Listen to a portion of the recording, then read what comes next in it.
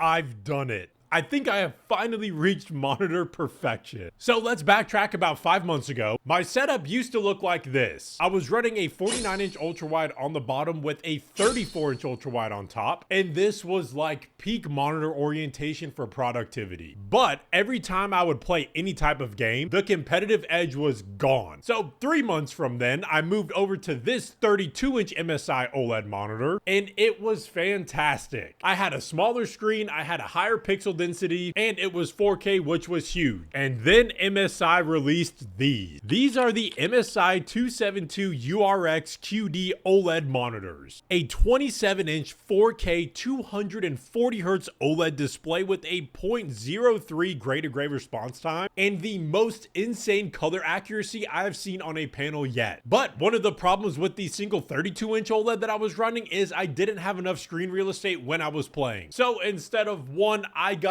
2 of them and stacked them on top of each other. So effectively, I have a gaming monitor on the bottom and then a 27 4K 240Hz OLED monitor on top that displays Discord. I mean, go home or go big, right? So I've been rocking these monitors in this orientation for about a month now. Saving on screen real estate from running them side by side and stacking them allows me to fit my massive studio monitors and still have tons of desktop real estate. Now, I don't want to be too dramatic here, but if you've never experienced the pixel density of a 4K 27-inch OLED monitor, it's to the point where with the naked eye, I can't even see the pixels if I stick my face up to the panel. It is insane. And another reason that I ran 2 of the same exact monitors is you get the exact same panel, so both the colors are going to match on both panels. And if you've ever ran a dual monitor setup and one was 1440p and one was 1080p, the size difference between windows when you switch them gets a little bit annoying. Okay, I really just sound like I'm trying to talk myself into why having 2 of these was a good idea. I mean, I sound like a broken record with everybody else that talks about OLED monitors, but once you go OLED, you cannot go back. There's just something about the deep blacks and the vibrant colors with the HDR. It takes your gaming experience and pushes it to a whole nother level that I didn't even think was possible. And MSI absolutely killed it with the design of these monitors. I mean, there's practically no bezels on this thing. And when I tell you this monitor is thinner than my phone,